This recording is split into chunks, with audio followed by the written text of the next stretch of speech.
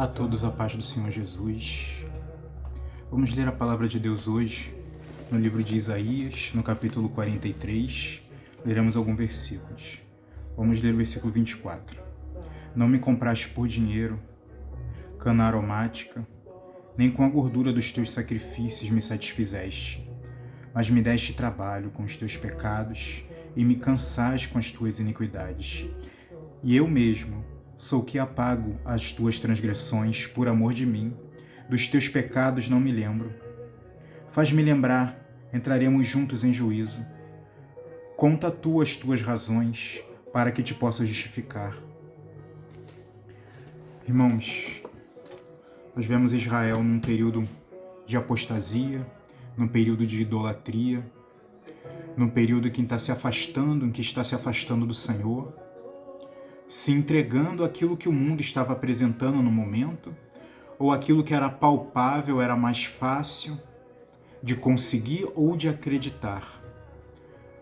Porque o homem, ele quer sempre isso, aquilo que é palpável, aquilo que é visível, aquilo que é mais fácil e aquilo que não precisa esperar. Então Israel estava acreditando na mentira de outros deuses, de falsos profetas, do engano e se distanciando de Deus. E hoje, como nós estamos? Em que estamos acreditando? Em que está pautada a nossa fé? Naquilo que é palpável, em falsas promessas, em falsas profecias, dizendo que se você der, você vai receber. Se você der dinheiro, você vai receber. Se você der a sua casa, você vai receber. Você compra um pedacinho de terreno no céu. Ou você vai conquistar a sua independência financeira. Vai ser um empresário. Hoje o que está se pregando dentro das igrejas é isso. A corrupção moral, a corrupção espiritual e a teologia, a falsa teologia da prosperidade. E o povo, e o Senhor fala, com 22, contudo não me invocaste a mim, ó Jacó, mas te cansaste de mim, ó Israel. Muitas vezes nós nos cansamos, o homem se cansa de buscar o Senhor, porque não recebe quando quer, porque muitas vezes não tem quando quer, e porque Deus nos faz esperar, não entendendo nós que temos que passar muitas vezes por processos que Deus quer que nós venhamos de passar. Vamos ver que a uva, um cacho de uva vale R$5 na feira, mas uma uva amassada, espremida e guardada por um longo período de tempo, ela vale milhares de reais. Ela passou pelo processo, ficou escondida, e quando ela aparece, ela está com valor, ela está com super valor, ela está super valorizada. Muitas vezes é conosco, estamos passando por um processo em que estamos amassados, feridos, e muitas vezes estamos cansados. Senhor, tem misericórdia, Senhor, tem misericórdia. Mas Deus sabe. Ele está tendo misericórdia que está te guardando. Ele está tendo misericórdia que está te protegendo. Ele está tendo misericórdia, Ele está te ouvindo, ainda que muitas vezes Ele não esteja falando. Ele está te ouvindo, ainda que muitas vezes não esteja ali agindo como você quer. Israel fala, o Senhor fala para Israel, faz-me lembrar e entraremos em juízo com as tuas razões para que possas te justificar. Faz-me lembrar de que você me ama. Faz-me lembrar de que você ainda tem no seu coração a palavra guardada em tua vida. Faz-me lembrar que você não se esqueceu das promessas. Faz-me lembrar que eu ainda sou o teu Senhor. Deus não se esqueceu, mas você muitas vezes se esqueceu. Nós nos esquecemos pelas provas que estamos passando. Enxergamos só o problema, enxergamos só a luta, enxergamos só as dificuldades e não vemos que no meio disso tudo está o Senhor nos tomando pela mão, está o Senhor nos conduzindo, está o Senhor nos livrando, está o Senhor nos mantendo vivos. Então faz lembrar o Senhor. E ele fala, eu sou o mesmo que apago as tuas transgressões por amor de mim e dos teus pecados não me lembro. Mas faz-me lembrar. Ele não quer lembrar dos teus pecados. Ele fala que dos teus pecados não me lembro no 25. Mas no 26 ele diz, faz-me lembrar das tuas razões. Faz-me lembrar. Ele não quer que você lembre ele dos teus pecados, mas dos teus pecados tu se arrependa. Dos teus pecados você coloque diante dele para uma mudança de vida, para a transformação. Aquele que confessa e abandona alcança a misericórdia. Mas Deus quer que você faça ele se lembrar das tuas razões. das vezes que você chorou aos pés dele pedindo perdão. Ana, ela teve inúmeras orações, porque ela queria gerar e não conseguia. Mas teve uma oração que Deus respondeu. Deus, se tu me der, eu te devolvo. Então não é a quantidade da oração. Ah, já estou orando há horas. É a qualidade da oração. É o que você oferece na oração. É a sinceridade na oração. É o voto na oração. Senhor, se tu me der, eu te devolvo. Então, se tu me deres um filho, ele será teu. Ele será para tua honra e glória. Ele será para te glorificar.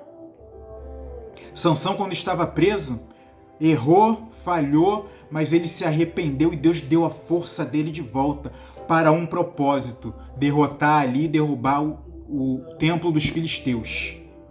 Então não é a quantidade. Pedro estava preso, é a qualidade. Pedro estava preso, mas a igreja estava fazendo continuamente oração pela vida de Pedro.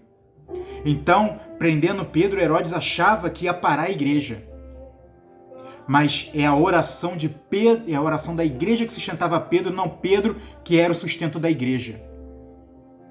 Então, enquanto Pedro estava preso, a igreja orando, o Senhor foi lá e libertou Pedro. Então, aquilo que o homem fecha, aquilo que o homem tenta trancar, aquilo que o homem tenta parar, através da oração, Deus abre. Deus mesmo fechou a madre de Ana, para que ele recebesse a oração que ele queria. Que era: Senhor, se tu me deres um filho, ele será teu. Então, o que o homem fecha e o que o próprio Deus fecha, ele fecha querendo que você chegue ao ponto de uma oração sincera, de um coração quebrantado e contrito, que vai entregar verdadeiramente a ele o que ele quer, que é a sua vida, que é aquilo também que ele te deu. Então não era a qualidade, não era a quantidade, era a qualidade. Nós vamos ver a oração de inúmeros servos. Vamos ver Paulo e Silas cantando na prisão.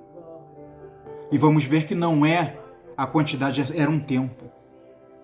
Mas era ali um coração grato, era um coração cheio de esperança e de vigor, sabendo que Deus poderia livrá-los daquela situação. E houve um terremoto na prisão.